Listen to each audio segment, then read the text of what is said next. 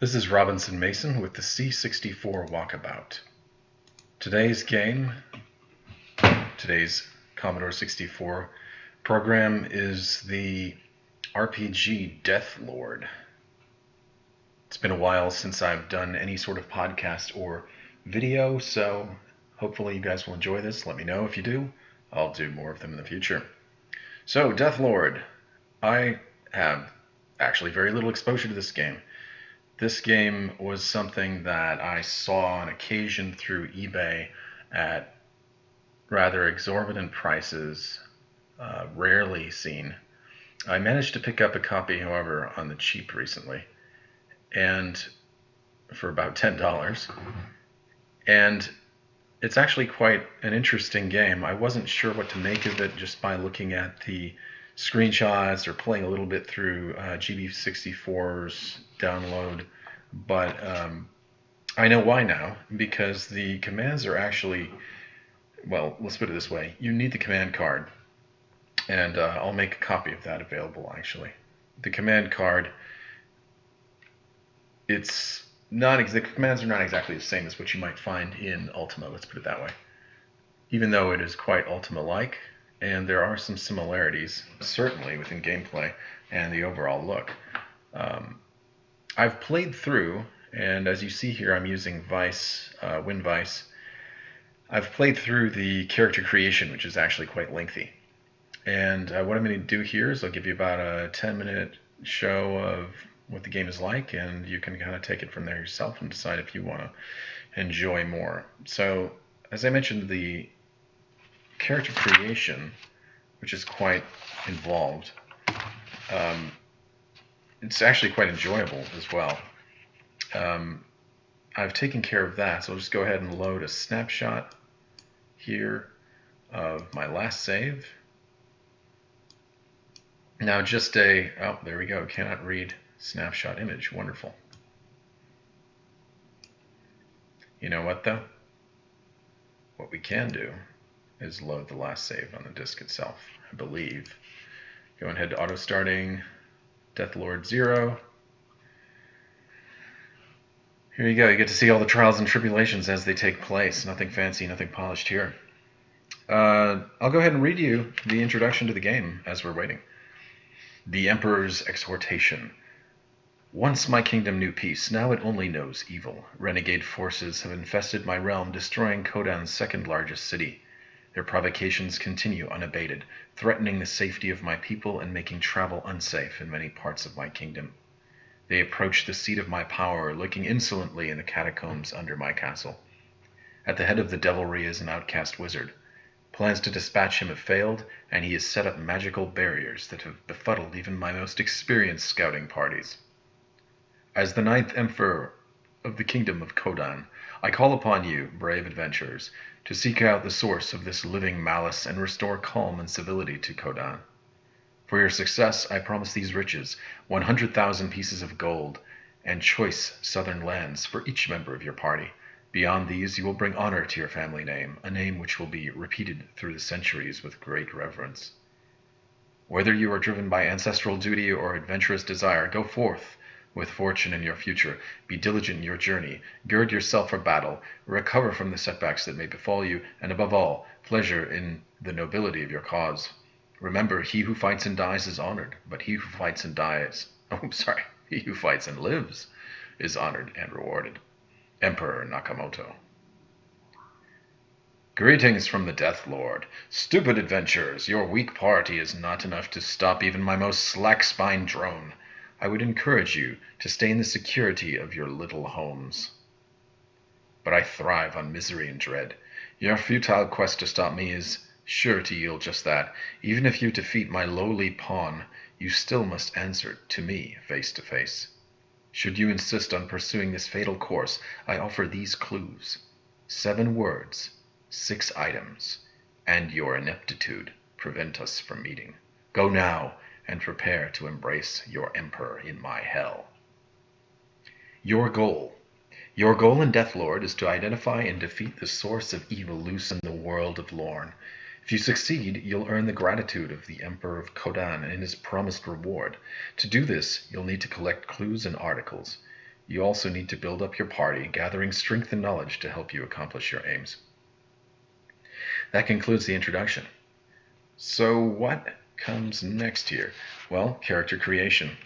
There are some who would look at the characters and classes of Deathlord and see some weak attempts at disguising what are otherwise Western RPG tropes or Western RPG standards. For example, they have the humans, the Toshi, the Nintoshi, the Kobito, the gnomes, the Obakes, the trolls, and the ogres for races.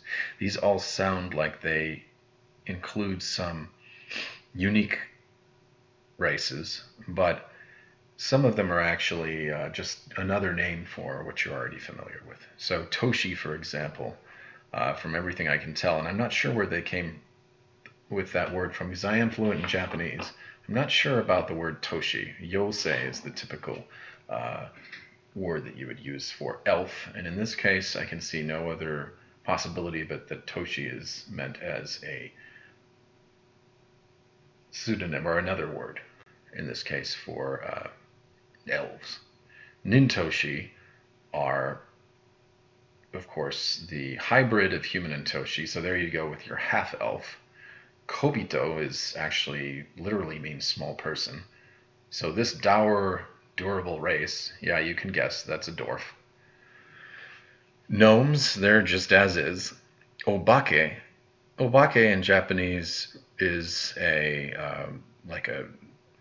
can mean a few things, but it normally refers to some kind of a creature that, a variety of creatures. For example, you could have a Obake that has no face, or you could have an Obake that has a long snake-like neck. You could even have an Obake that looks like some sort of a demon. There are all sorts of Obakes possible. But in this case, I believe what they're trying to portray here is possibly some sort of a goblin, maybe. That said, I took the word literally, and I created a character that is more of an Obake than in the Japanese sense of the word. Trolls and ogres, they're pretty much as is. Now, the interesting characters in this, character types, the classes in this game, involve Ansatsusha, which literally means assassin, Senshi, which is basically a type of fighter. Genkai is not really a literal translation, but it should be illusionist. Kichigai is a berserker. Kishi is a knight. Kosaku is a peasant. Mahotsukai is a magic user or a mage. Ninja, Ronin, Ryoshi, which is basically a hunter. Samurai Shisai, which is a priest. Shizen, which I believe the intent is which literally means nature. I believe what they're trying to say here is druid. A Shukenja, actually some of you familiar with the old Dungeons & Dragons Oriental Adventures book will recognize the Shukenja. They are actually a good hybrid of a ninja and a priest.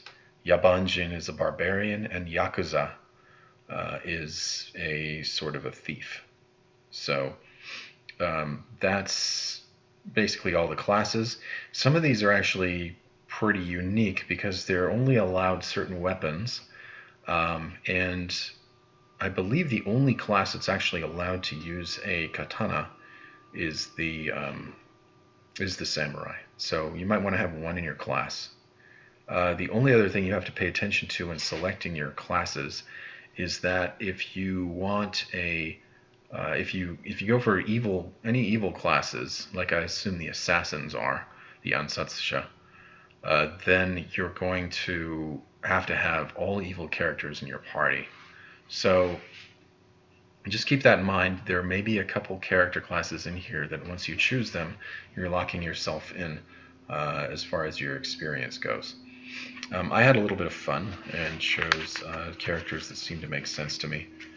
And we'll just go ahead and start the game where I left off, and hopefully the game will allow me to continue even though there's something apparently wrong with the save file, possibly due to me using a nightly build of Vice to save that, to save that last file.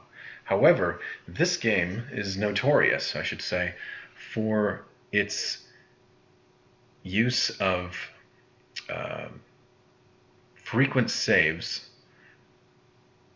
almost in a sort of permadeath way, right? So you'll find that even if you've gone in and saved a snapshot, that you're going to, there's certain saves that are permanently committed to the disk when you're playing. So just keep that in mind when you're playing. You won't necessarily be able to easily back out of what's going on. So scenario disk here, I've noticed that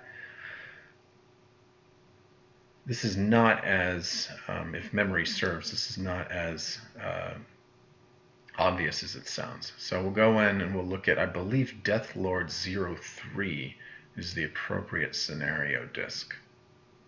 And you can see scenario disk S12A here. I believe one of the others also says scenario disk, look, S22A and S12A. So I don't know why, but for whatever reason, Deathlord 03 seems to work for me as scenario disk.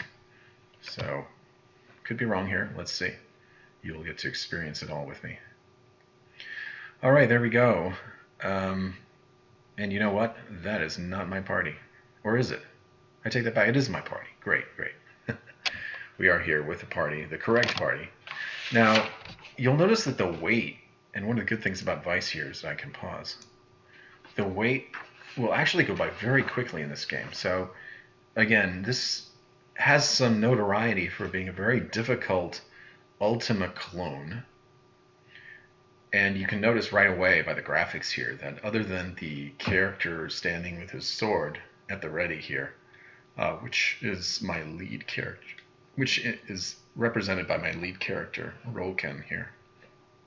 I believe he's a samurai, if memory serves. This weight that goes by. I mean, monsters can be moving toward you very quickly. I may be able to slow that down somehow, but I have not found that setting yet.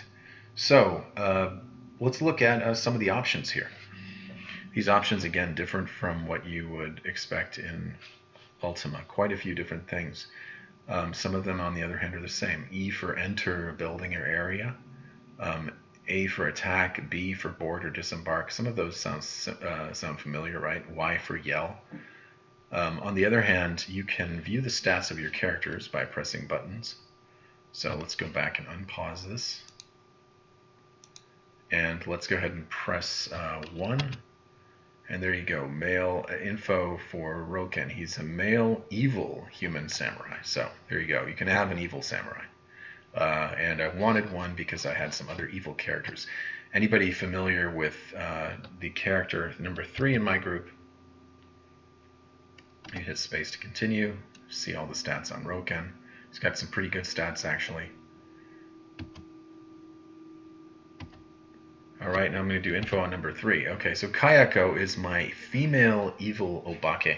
So anybody who watches any J-horror films will recognize Kayako is the name of the character from the Grudge series of movies. So she's a kosaku, which is just a peasant, but she's got some pretty scary stats, and she's female evil obake, so there you go. She's only 18 years old, though, which I couldn't really get around. So she's got some pretty decent stats, very high dexterity, and yes, a good strength and constitution. So she'll be able to get in there and tear people up with her, with whatever weapon she chooses, because Kayako is all about killing, right? So I had a little fun with that character, even though it's one of the weakest characters you can choose potentially, which is a Kosaku.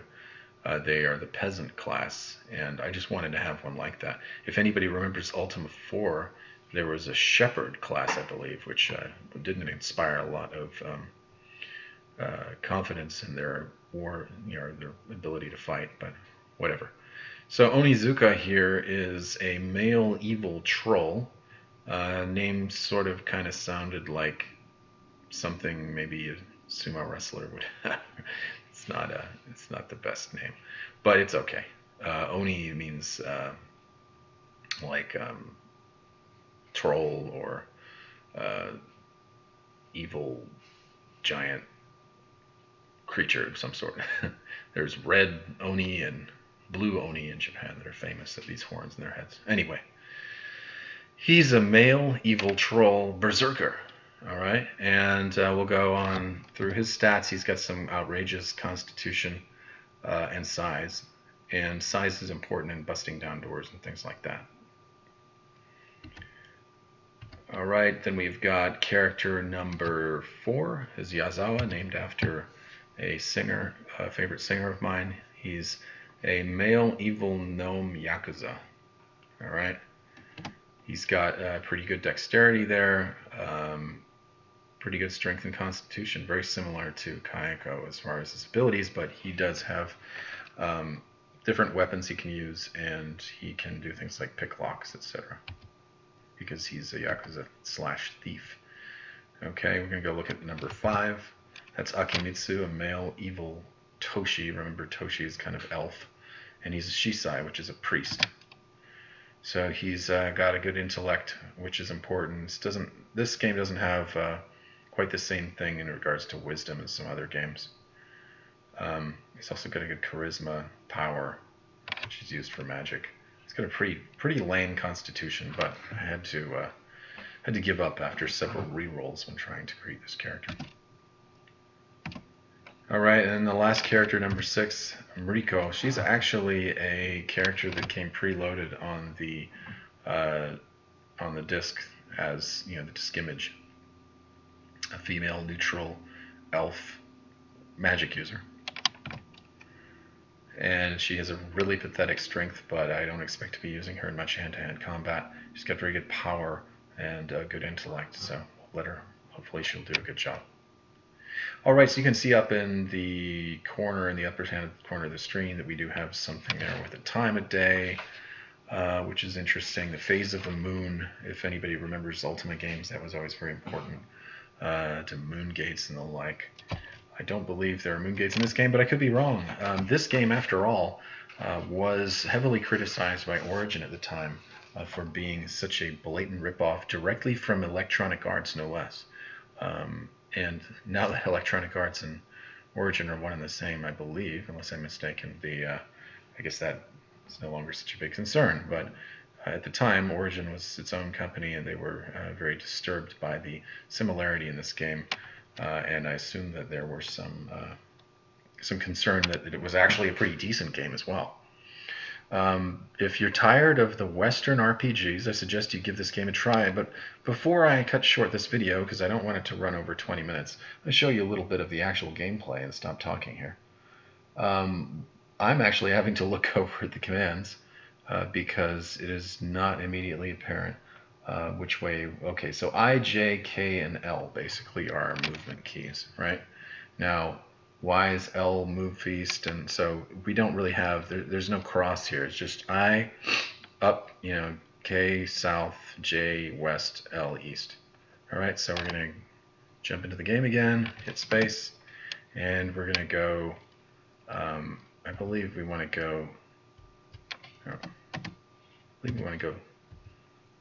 all right, well, actually, it looks like it's going to load into their screen here. Interesting. I'm not sure if I did that before. Last time I went straight for a city, or a castle of some sort. I believe I bypassed a town. And here we are. That was actually the town. So we'll go up, or we won't. We'll go enter north. So E for enter, building, and then I hit I for north. All right, now the reason that things looked a little odd there is because I was actually outside of the entrance to a building. Now hopefully these movement sounds aren't killing you here. Maybe I'll drop down the Vice volume. Alright.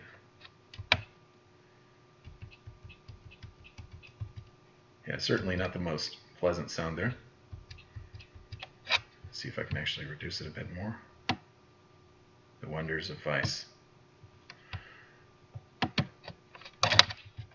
Yeah. Well, apologies if you have to turn down your volume. All right, that's a window there, obviously. Anybody who's familiar with Ultima will notice the extreme similarity in the tiles. However, it's not quite the same talking to people, so I'll give you an example here. We'll move over LL to move in this direction, and we'll do a, we'll try to talk to these guys before they move away. Orate or speak. Oh, orate to the guy to the east of me, and now what am I going to say? I'm going to say, I believe there's a number of options around oration, and sure enough, I do not know that they are actually within the. Oh, that's just wonderful. They're not actually within the command card, so I'll have to make sure to allow you guys the opportunity here to get a copy of the oration.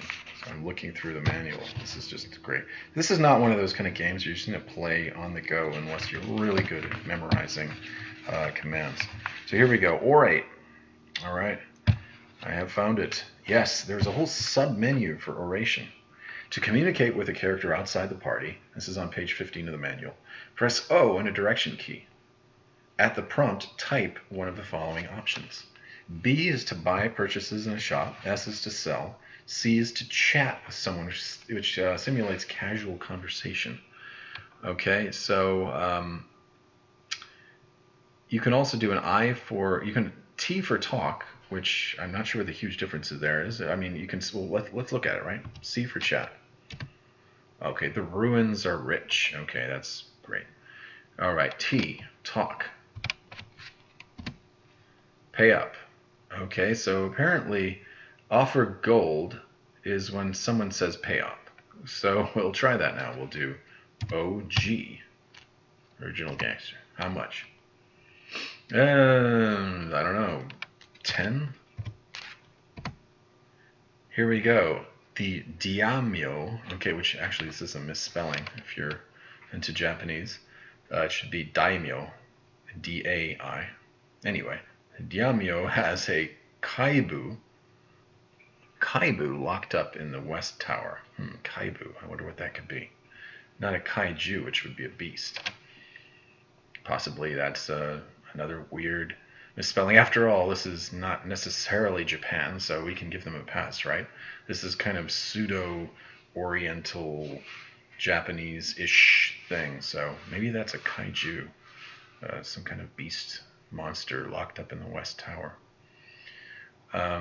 Or it could be something else that I'm just momentarily forgetting. All right, so he has something locked up in the West Tower. That's an interesting tidbit of information. So if you are interested in getting more clues like this, again, the orate command, and you can't just do the things like you do in Ultima and say, hey, job, or whatever. Yeah.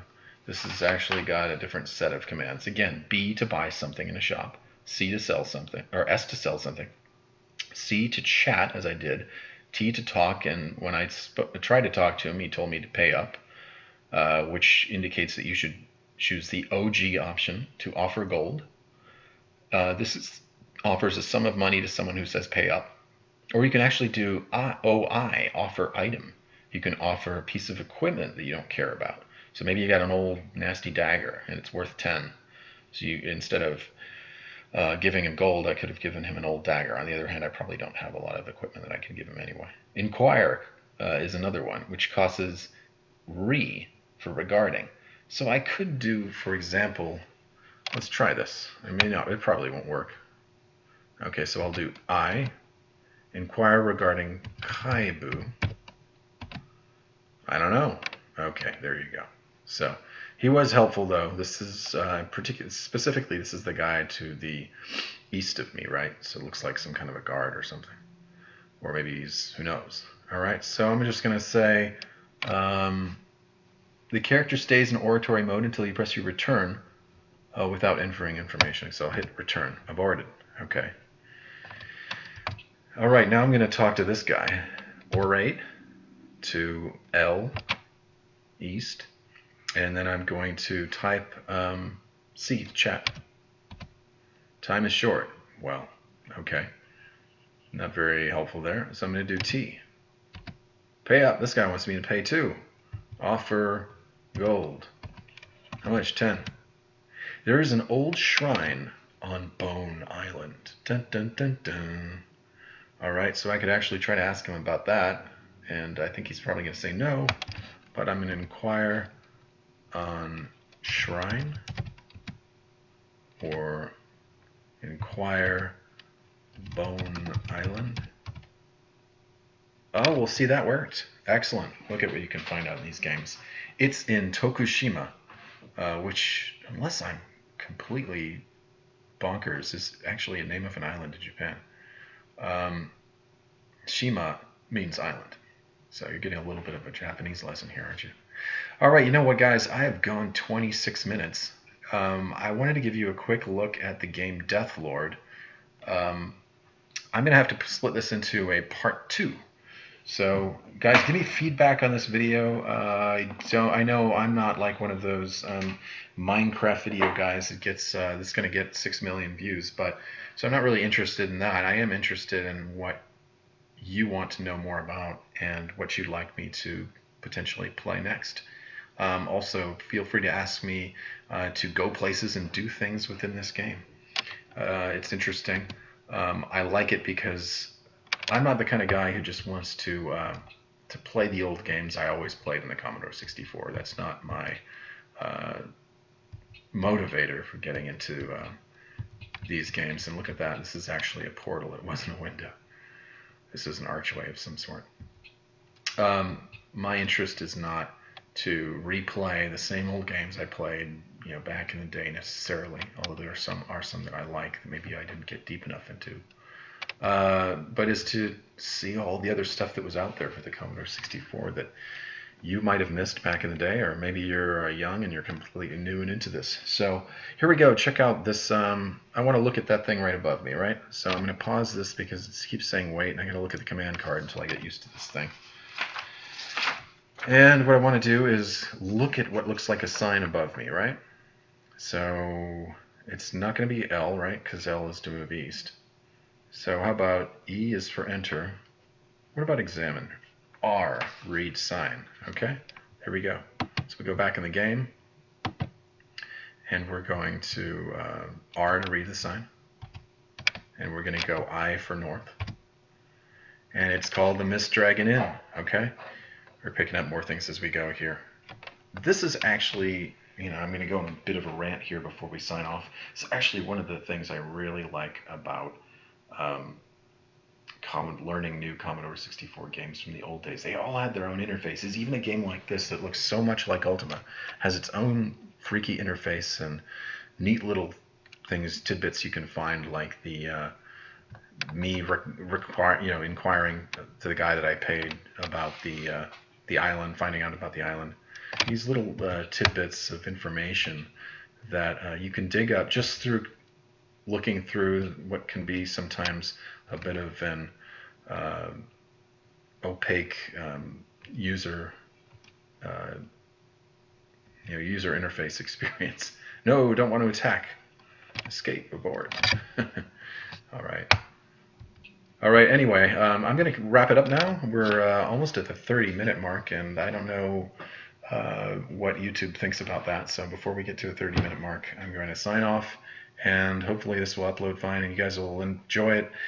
Next time around, we'll have part 2 of the Commodore 64 Walkabouts move into the wonderful game of Deathlord. See you guys next time.